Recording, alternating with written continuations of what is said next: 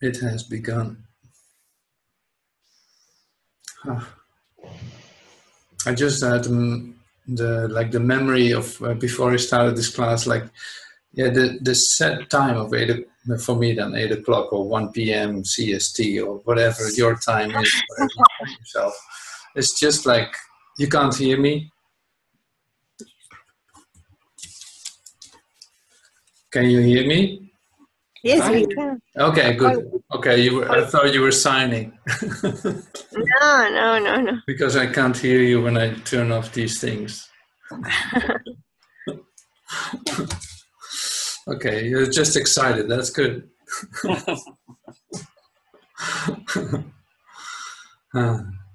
So it's great. So, I wanted to share some, but I lost it anyway. That's good. So the class starts by itself. That's amazing. Oh yeah, what I wanted to say is this, the set time of 8 o'clock or 1 o'clock or whatever your time is just that. Like, we're not doing this by ourselves.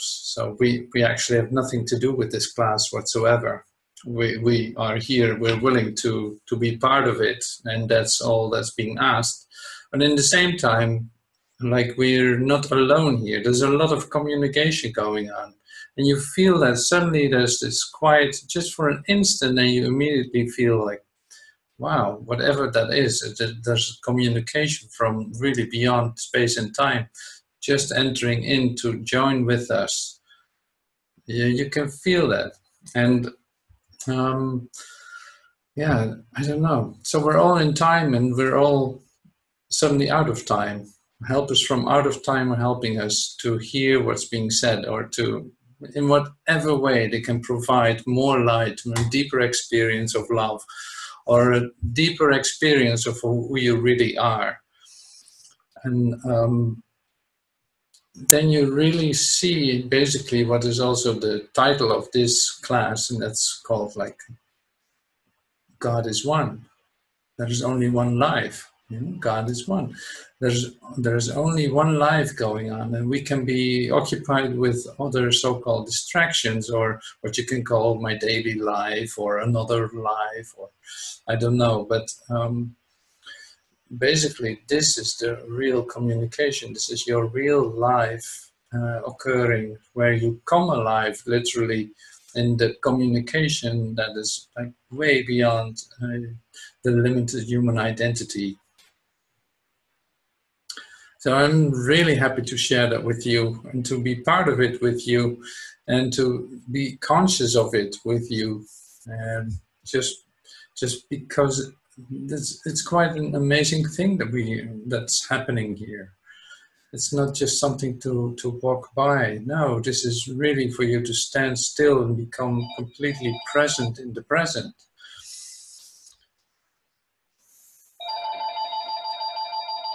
So yeah, there's one life, and that I share with God. There's, like, I will read a little bit from Joel today, and I found this very particular section in the text of God is one, in the essential chapters, the second of the third essential chapter, that Joel said to read, or to know by heart, or to really listen to and absorb. And so I will start with reading that to bring it into this context of communication that we find ourselves in. So here from the essential chapters.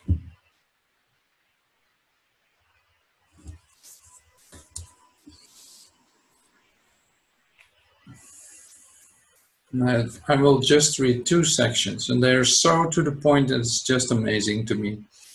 So the name of the chapter was God is One, from Living the Infinite Way. And then it says a little bit further, according to the Master's teaching and the teaching of all spiritual wisdom throughout the ages, there is only one power, one law, one being. Think now, because this is the point to which we are leading. There is nothing in all this world to use God power for or against. Since there is no power apart from God, there is no sin and no evil. Since there is no law apart from God, there is no law of disease and no law of lack or limitation. And we no longer have to turn to God to overcome these things, to help us rise above them, to destroy, correct, or remove them. But this is the first section that I wanted to read. So there's a second paragraph that I'm going to read just behind this. But so it's not that I want to start like a philosophical or deep thinking today. It's just when you listen to this, just be open, because it's going to tell you something. You don't have to do that much in order to hear what's actually being said, except opening yourself to receive what is being given. So it's more like you start to absorb this, literally, not trying to follow it, not trying to understand it, not trying to do anything with it, but take it to yourself. Because there's a recognition with your whole being to these words and to what's being said here. So if you think that you just missed something, that you didn't hear it right, or that you want to read it again, you can still do that. That's fine. So the Essential Chapter summaries you can find on Facebook at the EW Hub closed group. You got all these files there, and but that is the same exercise again. Like, just open yourself up to hear this, what's being said. Not trying to understand it, but you're literally absorbing it with your whole being. And let the resonance do its work. You know, like these words are whole, these words are resonating with your core, with the core of your being. So that makes it really easy to actually hear what's being said. And the fact that I say this is not just like that. It's also, this is going to be the way that you will perceive things too. That's exactly the same. It's not any different. So it's like you're not trying to understand what you're seeing. It's more like, no, you allow a different vision to come to you. But I'll get to that later. Like the second part of this is this. That is the function of this teaching. The teaching, which we may call a teaching of is, just as the two letters is, and it is just as simple as the revelation which brought the infinite way into existence. Also a two-letter word, as. God is expressed, manifest as you and as me. God is appearing as your being and my being. God is appearing as, God manifests as this universe. There is no selfhood apart from God, since God appears as this universe. There is no condition apart from God, since God appears as the substance and activity of this universe. God appearing as logically leads up to God is. It has no point of comparison, since it always, eternally, and immortally is what it is. And that is spirit. It is not some degree of human good or not some degree of human evil. It simply is. It is spiritually, harmoniously, joyously, eternally, immortally, infinitely is.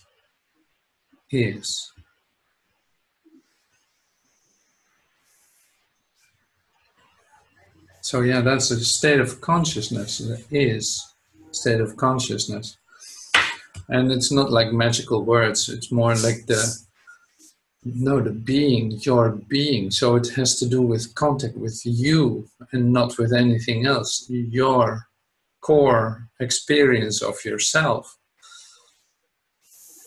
So, and that's easy to say, but to get to it is also simple. But it's like letting go of all the obstacles that you place beyond feeling yourself as you really are.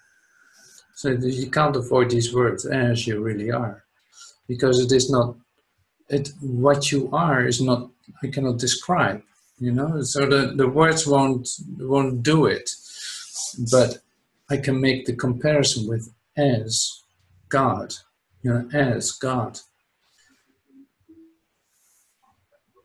So the direct expression, Joel will say later on, like Lao Tse had something like, whatever you can express in words is not God. So there you go. It's like, that's a real, in a certain sense, like a koan, like a Zen koan. You can't use the word, but that's exactly what it is. But you can't use the word.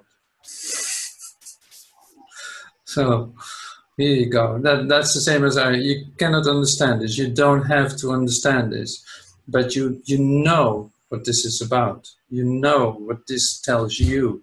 You know your experience of this. Everything you see appears as a manifestation of. So it's always the manifestation of the expression of the love that you are. But it can be distorted, sure. But I want to put that in perspective a little later on. It's like another thing that I want to bring in today is another part of the Course in Miracles, because it's very much to the point and also stating the same as what Joe is stating. And I just love the singularity in the... So it doesn't matter which book, like in the end, everything is about the same. It's all one voice, it's all one thing. So I cannot really distinguish between what Joel is saying or what is stated in A Course in Miracles or in whatever book that tells me about who I really am and resonates with my core being. So that's why I invited myself to read a little bit of that. These texts literally came to me today. I don't need this. I need my glasses. I want to put on my headphones. Okay, so this is just one line, but it's very much to the point. And it can be very helpful too.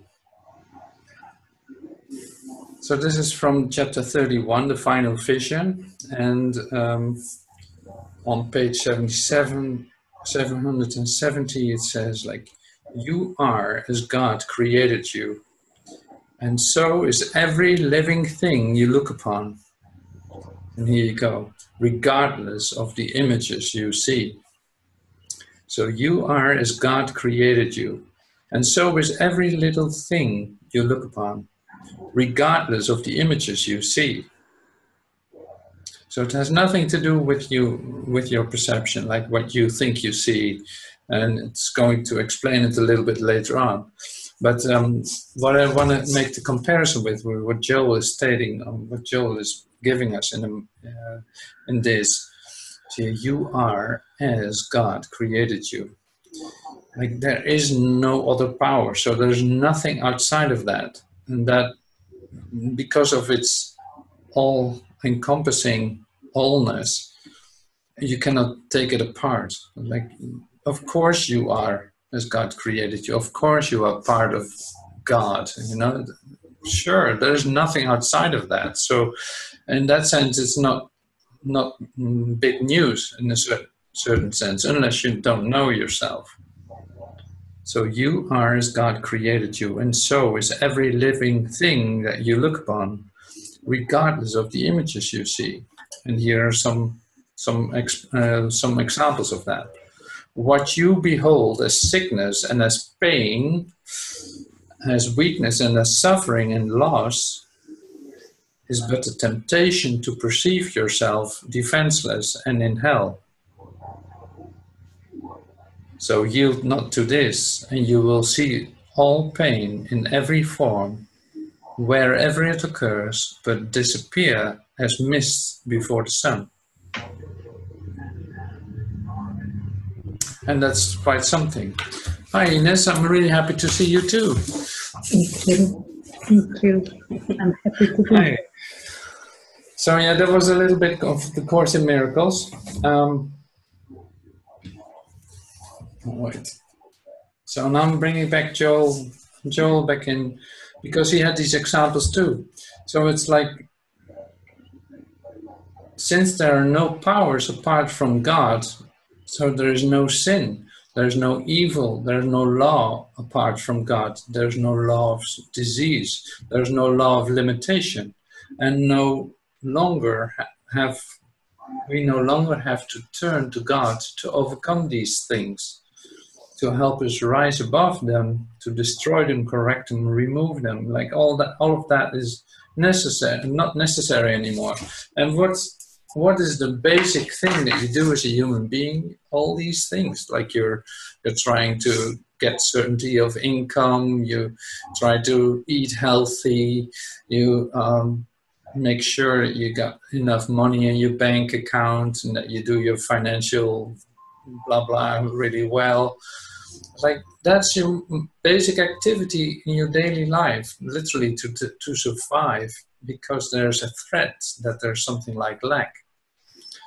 So that's the practical daily life, so to speak. But so despite of the images you see, despite of the ideas you can hold about what you see, like, yeah, I don't have money in the bank right now, so I have to do something. Like, well, that might be a little different. You don't know what you have to do in a situation like that because you're not perceiving it right. So maybe there's a different way to look at this, and there's something telling you that you're not separate from God. That's basically the message of the moment in that. So that's so funny. Like it's not that you have to feel guilty about the things that you do. That's not what it says. It's more like, no, there's a different way of looking at it. And you can try it. You got nothing to lose. Like you got your little hell and your little suffering, and you can give it up in order to perceive something differently. And who knows, it might work. So, and there quite some references that actually support you in this. So why not give that a chance? Why not see things differently? What you got to lose? What you got to lose in doing so? So there is just one life, and that you share with God. There is no other life. Like there are no levels of life. And that would be the same as the whole idea of death. Like there's not an opposite to life. It just doesn't exist. So what you perceive as death, that's something that's never going to happen to you. Because you can't die. That what is like mortal about you is not what you are. There's nothing mortal about you. There's no death in that sense. So I really love this. I really love the idea of God is one. It's all inclusive. There's no separation. That means that when you feel lonely, or when you think that you got no companion, or you got no friends, or you got no nothing, you're literally fooling yourself. Like, no, you're in communication with every aspect of the universe. You're just forgetting it. You're just losing it for a moment by thinking that you're all alone. In your little hell, defensiveness, full of defensiveness. Like you're in hell and you want to defend it too. So that's really strange about human beings. You're in hell and you don't want something else because something else is scary or is whatever it is. It's not going to help you. But now this message is there's just one life, and that you share with God. God is one. It's all inclusive. When you come into this experience of oneness, everyone is there. We're all included into it.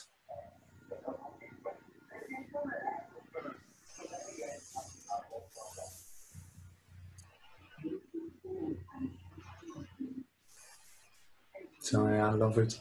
I love this. I love this.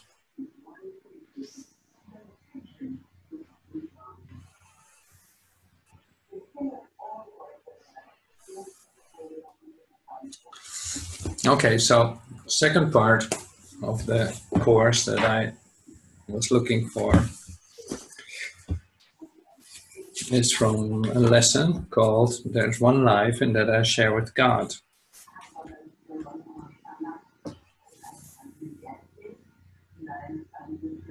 Okay, so here it says, there are not different kinds of life, for life is like the truth. It does not have degrees.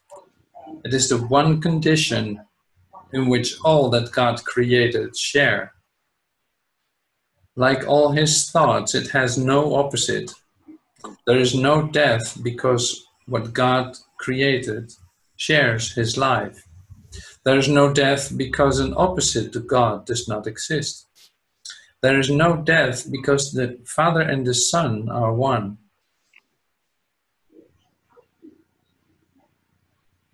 In this world there appears to be a state that is life's opposite, and you call it death.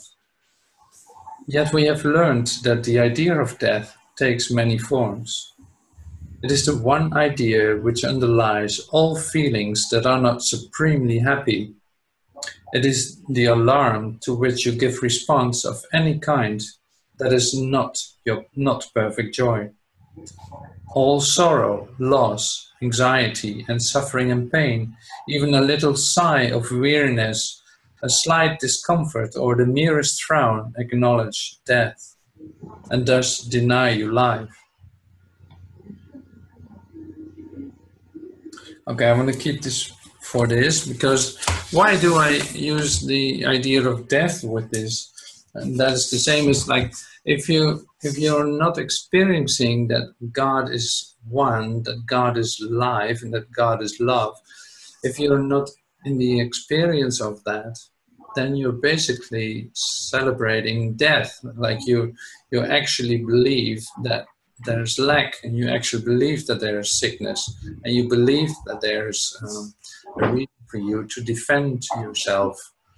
And this is of course not true, but so the idea of death needs to be mentioned here, because it's not just lofty, yes, I'm really happy that there's such thing as one life, and in the meantime you just make other human ideas, you make them real by actually believing that they are what they are. So that's why you can't have both. So it's literally every decision that you make a decision about it, basically about your identity in every moment. You turn the switch to yes or no. Am I the Christ or not? If you're not the Christ, you're literally like death. You're not alive. So you think you can turn off the switch by and also be separate from God. That's the choice that you make. So in every instant or every decision that you make, that's always a matter of what am I identifying with? Am I identifying with the Christ, or am I identifying with death, literally? And you get the response of that immediately too. So you will feel like, that's not so good. Like it's being said, like the merest frown is already an acknowledgement of death. Like if you're not completely happy, you will have to look for that. You will have to find it, because that is what life is. Like you accept the facts of sickness, or you accept the idea of lack, and acknowledge that there's such thing as hell, and you're even defending it. Like I said before, you can even defend it because you don't want anything else, because you don't know what the other thing will be.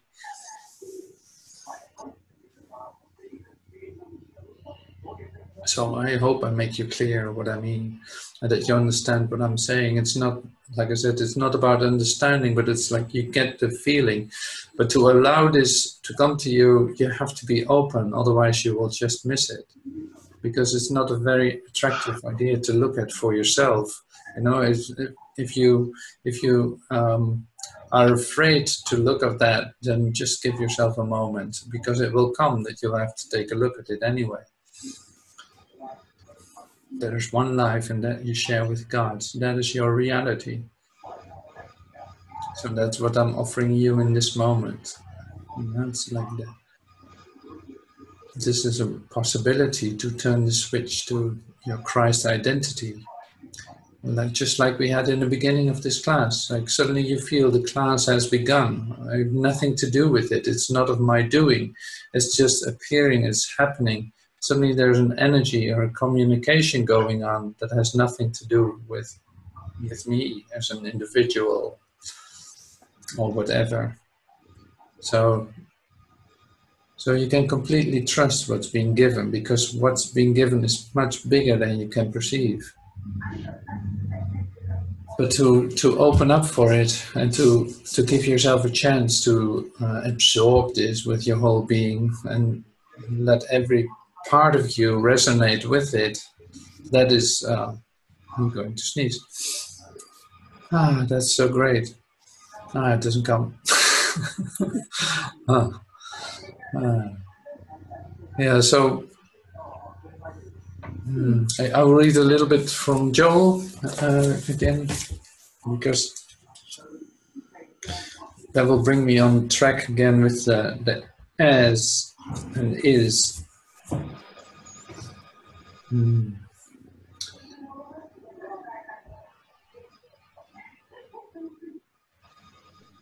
There is no selfhood apart from God, since God appears as the universe.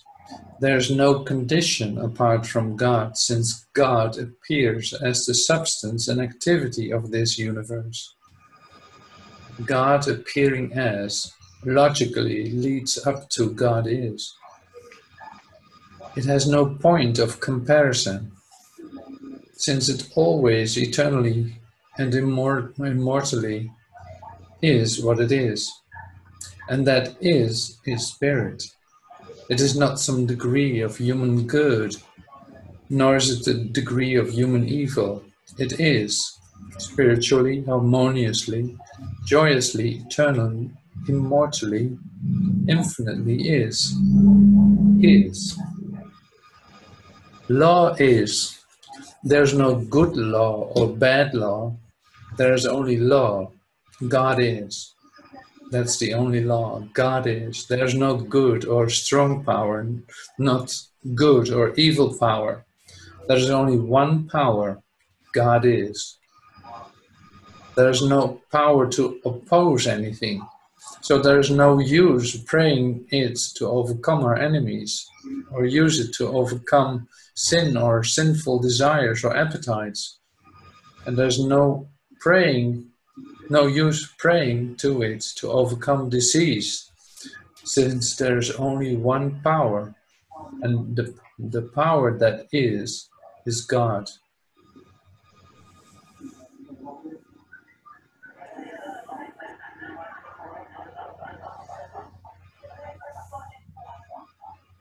Oh, yeah, this is great too. So many years ago, Joel says, it was revealed to me. That's that which I am seeking, I am. I already am. It already is. It always is.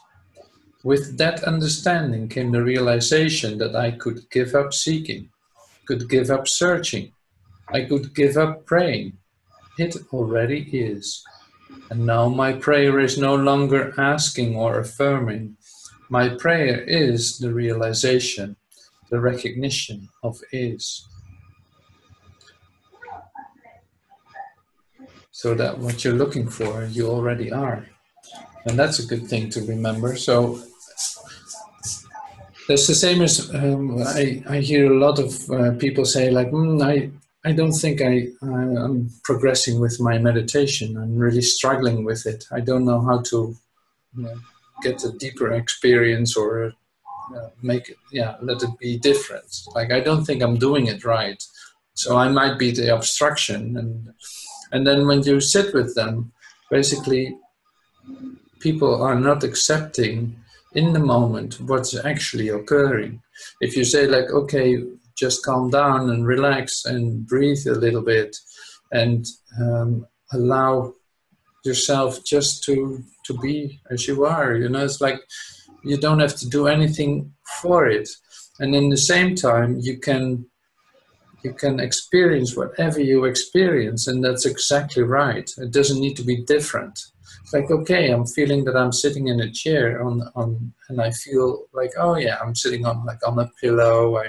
I'm leaning on my arm leans, or stuff like that. So that in that moment, that is what you are experiencing, and that's okay. It doesn't need to be different. So it's otherwise you get like, I'm doing the meditation to reach a certain goal, and that will never work, because it doesn't work that way. Simply, you just allow things to be as they are. So suddenly you have this feeling still of a physical you sitting in a chair, but it doesn't stay with that. You just be patient.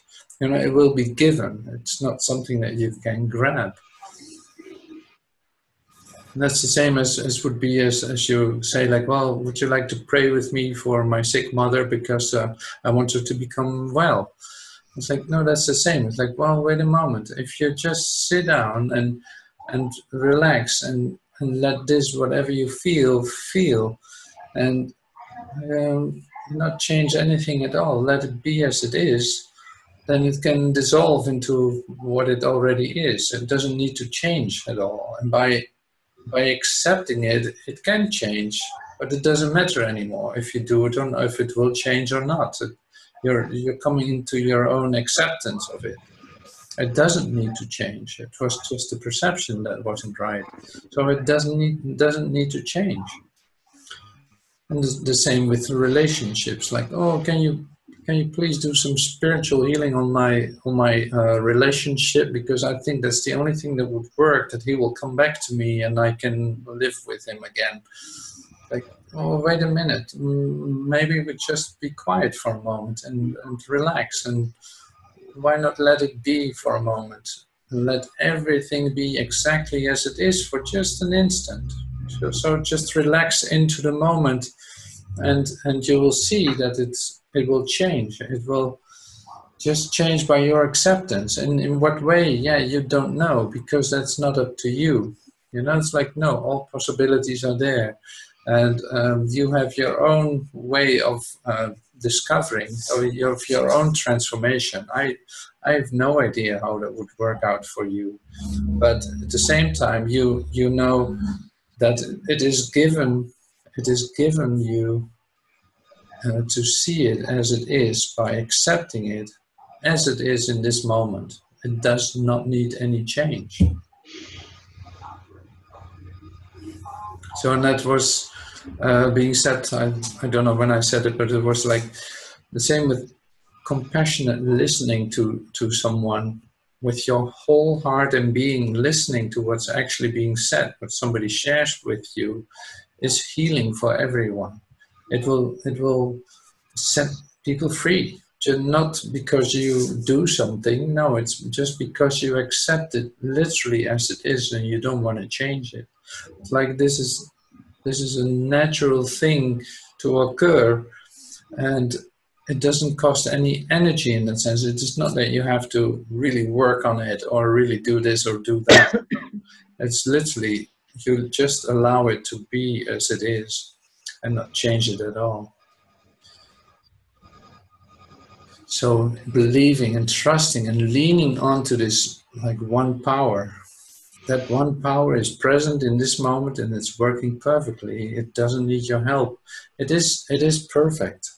The only one that's not seeing it or just missed it is you. And that's okay. So the next moment you can choose different. And that is, totally delightful if you know that the other possibility that you have at hand is your own certainty, is your own deep down core of your being that already knows and that already sees. and that doesn't need to change or compare anything. It is just accepting things exactly as it is, because it is that way. It is revealed in this moment, not any other way.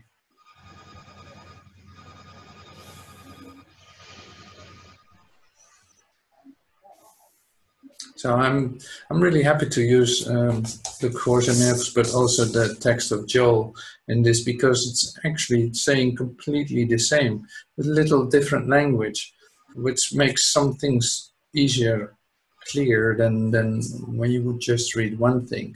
And so it's not that I'm combining the two. It's more like, no. See, it's all one language in that sense. It's all coming from the same source. It's not.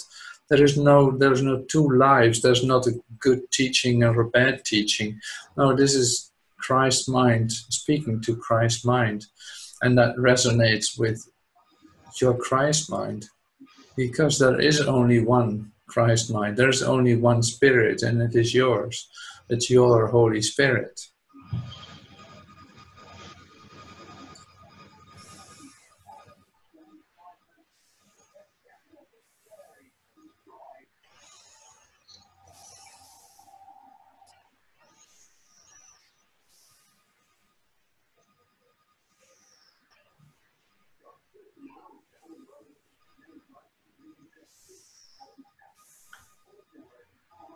So yeah, thank you so much for joining, and yeah, allow this moment to be like that. Why not practice it right away? Allow this moment, all the things that you thought needs changing, just let them, drop them for a moment, and come into an acceptance of it. Like, okay, this is the moment, this is perfect. I'm just letting this be exactly as it is. It doesn't need any change. I'm just breathing this moment in. It's my reality. This is what I am. This is me in that sense. I'm connecting with the is, with the I.